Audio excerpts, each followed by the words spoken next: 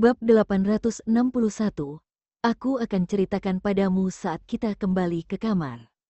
Kina mencoba membayangkan kalau dia ada di posisi itu, dia bisa menikahi orang yang disukainya, tapi orang itu tidak menyukai dirinya. Tentu saja ini akan menjadi hal yang setengah membahagiakan dan juga setengah menyakitkan untuknya.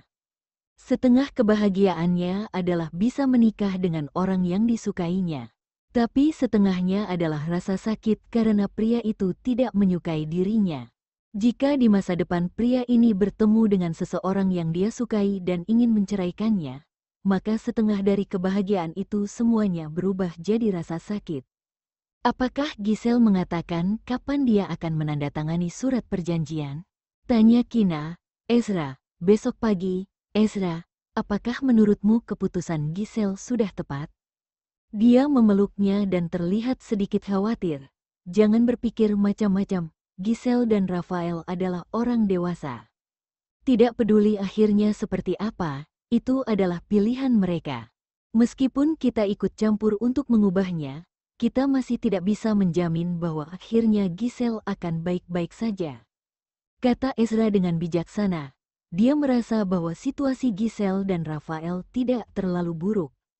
Kina berpikir sejenak, kalau gitu, bawalah pengacaramu besok untuk lihat seperti apa surat perjanjian Rafael. Kalau menurutmu itu akan merugikan Giselle, bantu dia untuk melawannya. Kina juga tidak tahu apakah keputusan Giselle adalah keputusan yang benar atau salah, jadi yang bisa dia lakukan hanya mencoba yang terbaik untuk membantu Giselle demi kepentingannya. Ketika dia memikirkan pernikahannya dengan Ezra, yang baru dia cintai setelah menikah, membuat suasana hatinya jadi sedikit lebih ceria. Dia berharap bahwa pada akhirnya Giselle bisa mendapatkan kebahagiaannya. Setelah Giselle berbicara dengan Ezra, dia memberitahu Rafael kapan waktu untuk bertemu dan menandatangani surat perjanjian. Setelah Rafael mendengar ini, dia memberitahunya untuk mempersiapkan mental skate besok dia akan menerima surat nikahnya. Mendengar nada suaranya yang tegas, untuk sesaat Giselle merasa kesal, tapi tidak ada yang bisa dia lakukan tentang ini. Karena pada dasarnya pernikahan mereka adalah hal yang sudah pasti. Keesokan harinya, tepat setelah pukul 10 pagi, Rafael datang dengan pengacaranya. Giselle membukakan pintu untuknya. Rafael mengerutkan kening dan wajahnya berubah muram ketika melihat Ezra ada di sana dan sudah membawa seorang pengacara terkenal dari KRC International bersamanya. Dia berpikir Giselle sedang mencari pengacara, tapi dia tidak menyangka bahwa Giselle akan mencari pria ini untuk meminta bantuan. Sambil berusaha menahan kekesalan di hatinya, Rafael menyerahkan surat perjanjian pernikahan kepadanya. Lihat ini, kalau kamu punya permintaan, kamu bisa menyebutkannya dan kalau kamu merasa tidak puas, kamu juga boleh mengajukannya. Perjanjian itu dikapi menjadi 3 salinan. Giselle mengambil 1, Ezra mengambil 1 dan pengacaranya juga mengambil 1 salinan yang tersisa untuk dibaca. Perjanjian itu ditulis dengan cara yang sangat sederhana dan mudah dimengerti. Pengacara membacanya 2 kali, dan kemudian menjelaskan secara detail tentang semua isi perjanjian itu kepada Giselle, bahwa isi perjanjiannya sangat jujur dan tidak ada kata yang menjebak atau semacamnya. Giselle tidak peduli tentang hal lain, dia hanya peduli mengenai hak asuh anak setelah perceraian. Karena Rafael berjanji untuk memberinya hak asuh anak, jadi Giselle tidak meminta syarat lainnya dan segera menandatangani perjanjian dan menaruh sidik jarinya di perjanjian tersebut. Rafael tidak terlalu senang melihat Ezra, jadi setelah menandatangani perjanjian, dia berkata, "Tuan muda kedua, terima kasih atas bantuanmu hari ini. Sebentar lagi aku dan Giselle akan pergi untuk ambil surat nikah jadi aku akan undang kamu makan malam di lain waktu." Jerman hanya memberikan waktu yang terbatas untuk mendapatkan kewarganegaraan ganda. Dan sebelumnya Rafael sudah mendapatkan kewarganegaraan ganda, menjadi warga negara R dan Jerman.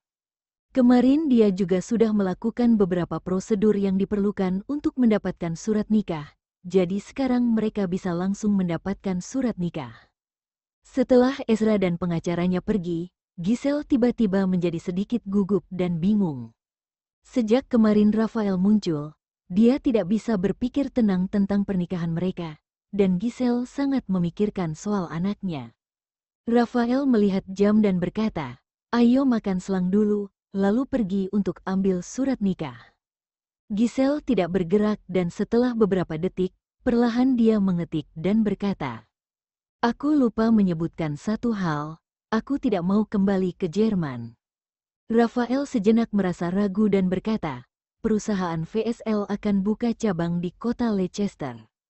Jadi tahun ini aku akan tinggal di sini cukup lama.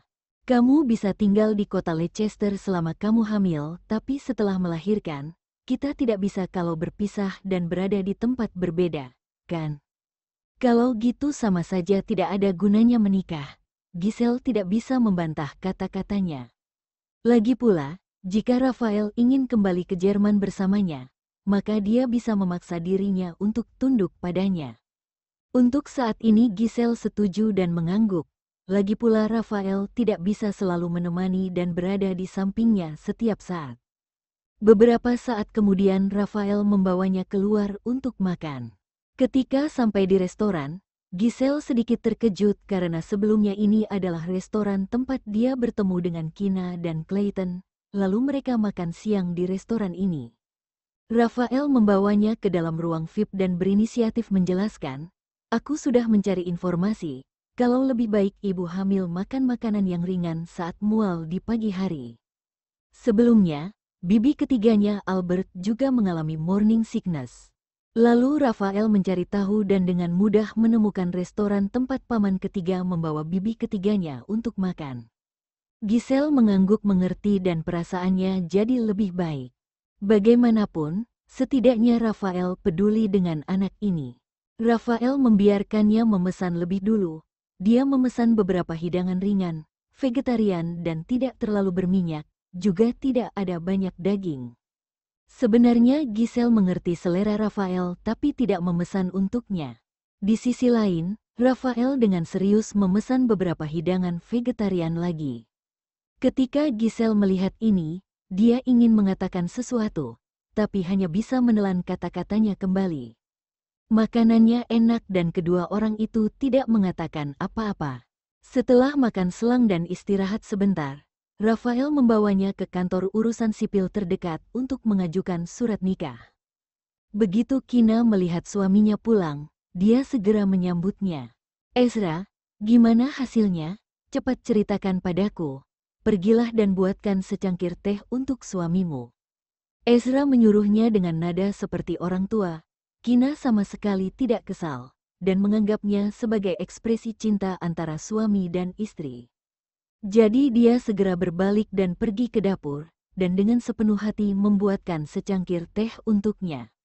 Kina keluar sambil membawa nampan teh dan bertanya, "Mau minum di ruang kerja, atau di mana?" Karena Kina belum memberitahu orang lain tentang Giselle. Bukan haknya untuk mengatakan hal ini, jadi lebih baik Giselle sendiri yang mengatakannya. Ezra mengambil teh di tangannya, duduk di sofa ruang tamu dan berbisik di telinganya. "Ayo makan siang dulu dan nanti aku akan ceritakan padamu sket kita kembali ke kamar." Entah kenapa pipi Kina memerah. Dia hanya berbicara dengan normal, tapi Kina malah memikirkan hal yang lain saat mendengar itu. Ezra melihatnya tidak bicara, lalu berbisik, "Hei, oke, aku dengar kok." Kina mengangguk dengan tergesa-gesa, "Sini tuangkan teh untuk tuan." Dia mengalihkan pandangannya dari pipi Kina yang merona dan mengganti topik pembicaraan. Ezra takut kalau mereka tidak bisa membicarakannya tanpa gangguan saat makan siang, jadi dia ingin membawanya ke kamar untuk berbicara serius. Kina segera bertindak seperti bawahan yang bersikap baik dan menyenangkan, lalu menuangkan secangkir teh untuknya, meniup teh yang masih panas dan menyerahkan teh itu padanya. "Tuan muda kedua, apakah kamu mau aku memijat bahu dan kakimu lagi?" Kina juga menghayati perannya. "Nanti saja saat kita kembali ke kamar, baru kamu pijat aku." Ezra mendekatkan teh ke bibirnya dan menahan suaranya jadi begitu rendah, sehingga hanya Kina yang bisa mendengarnya. "Kina, tiba-tiba hari ini dia tidak ingin tidur siang. Bab 862. Punya bayi lagi. Sekarang sudah lebih dari bulan April dan cuacanya tidak terlalu dingin. Setelah makan selang, Kina mengajak Ezra untuk keluar berjalan-jalan dan memaksanya untuk memberitahu dirinya tentang Giselle dan Raphael. Hal yang paling dipedulikan oleh Giselle adalah jika di masa depan Raphael bertemu seseorang yang dia sukai dan akan menceraikannya, maka anak itu akan menjadi miliknya. Raphael juga meminta hal yang sama di perjanjian itu. Jika nanti Giselle juga bertemu seseorang yang sukai di masa depan, maka Raphael akan melepaskannya, tapi anak itu harus jadi milik Raphael. Ezra memutuskan untuk menceritakan hanya hal-hal penting padanya. Jadi kalau dia dan Giselle bercerai, anak itu akan menjadi milik Giselle. Tapi Raphael akan membayar biaya sekolahnya, untuk pertumbuhan dan semua biaya lainnya. Dia juga secara teratur akan membayar tunjangan perceraian untuk Giselle. Raphael menjelaskan bahwa dia ingin anak itu mendapatkan kehidupan juga pendidikan yang terbaik. Jika anak itu ikut bersama Raphael, maka Giselle tidak perlu membayar apapun. Selebihnya adalah beberapa kesepakatan yang lebih umum. Terlihat bahwa Raphael sama sekali tidak ingin mempermainkan Giselle dan isi perjanjiannya juga sangat jujur. Setelah mendengar ini, Kina berkata, "Aku tidak menyangka kalau Raphael adalah pria yang baik." Persyaratan yang dia usulkan dalam perjanjian itu, semuanya mengutamakan wanita. Ya, Ezra masih mengagumi Raphael dalam hal ini. Aku tidak tahu sudah berapa bulan Giselle hamil. Saat beberapa hari yang lalu aku dan Clayton bertemu dengannya, aku sama sekali tidak tahu kalau dia hamil. Kina mengingatnya sejenak, mungkin karena baju yang dipakainya di hari itu longgar, jadi tidak terlihat jelas. Dia jadi sedikit penasaran bagaimana bisa Giselle dan Raphael melakukan itu. Ya mungkin, Ezra tidak terlalu tertarik dengan masalah orang lain dan tidak ingin membicarakan itu. Dia melihat ke wajah kecil Kina yang masih penuh dengan rasa ingin tahu, lalu dia berkata lagi dengan suara hangat. Sekarang seharusnya Raphael dan Giselle sudah menerima surat nikah. Sebelum aku pergi, dia bilang akan undang kita makan malam di lain hari. Kalau nanti Giselle kasih tahu kamu soal undang makan malam, dan kamu masih punya pertanyaan, maka kamu bisa coba tanya padanya. Entah kenapa Raphael yakin bahwa Raphael tidak akan berinisiatif untuk mengundangnya makan malam.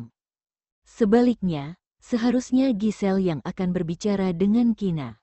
Oh, Kina mengangguk, dan dia sudah memikirkan bagaimana dia akan bertanya jika nanti Giselle berinisiatif untuk menghubunginya.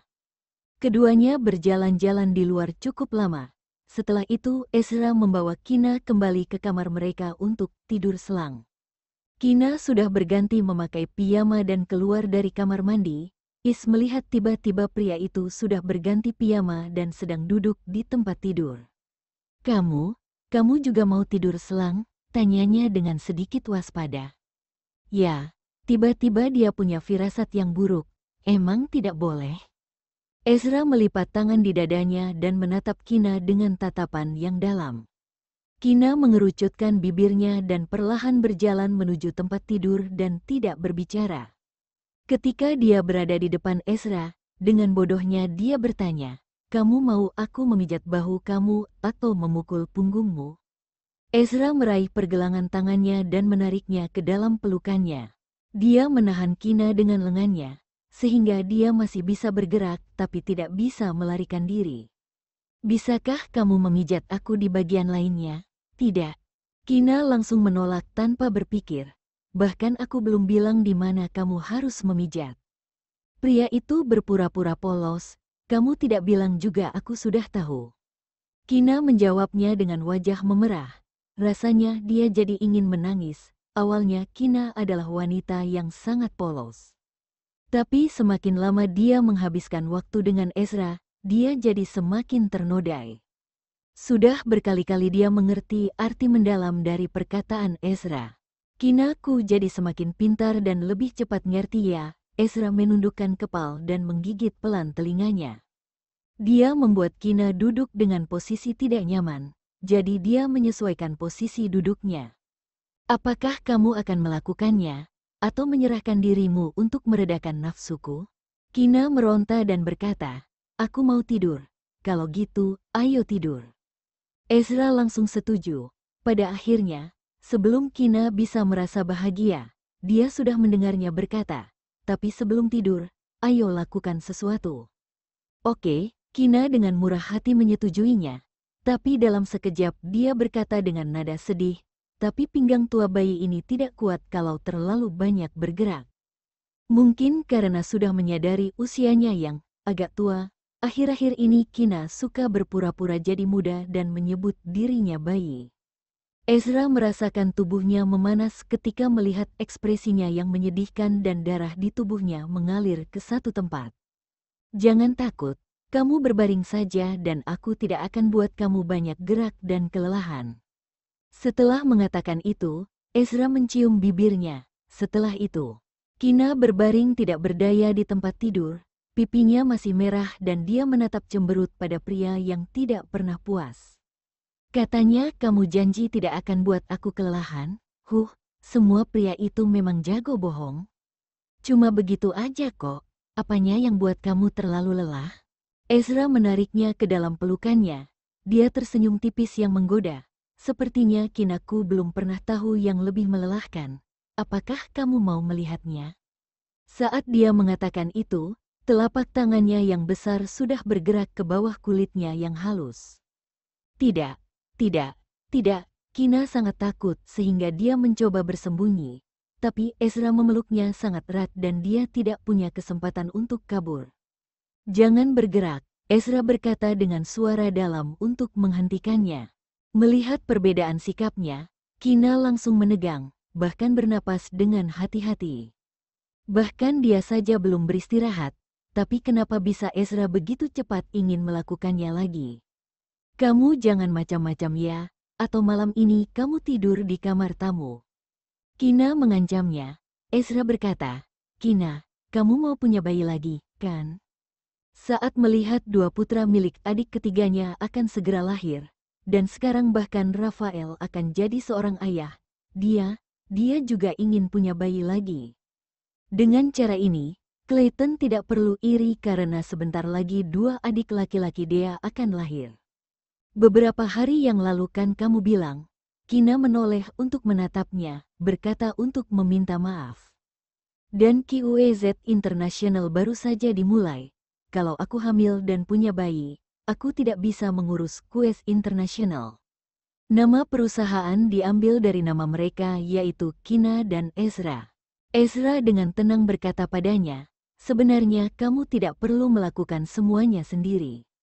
Serahkan saja pada orang yang bisa kamu percayai. Aku sudah memberimu CEO yang baik baru-baru ini dan cukup berpengalaman. Jadi yang perlu kamu lakukan, hanya memberikan modal juga ide. Bukankah lebih nyaman jadi bos yang bekerja di balik layar dan bisa lepas tangan? Sudah jelas ada kondisi seperti itu, tapi kenapa kamu menyusahkan diri sendiri? Lagi pula, kamu tidak punya banyak pengalaman. Kalau kamu hanya mengandalkan idemu sendiri, mungkin kamu akan kehilangan segalanya atau butuh waktu bertahun-tahun untuk bisa punya pondasi kuat. Coba pikirkan lagi, beberapa tahun lagi kamu sudah lebih tua. Kalau kamu hamil dan melahirkan saat itu maka akan berbahaya untukmu dan anak kita.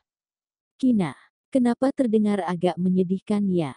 Tidak, dia harus lebih bertekad dan tidak bisa digoyahkan. Aku rasa tidak, katanya.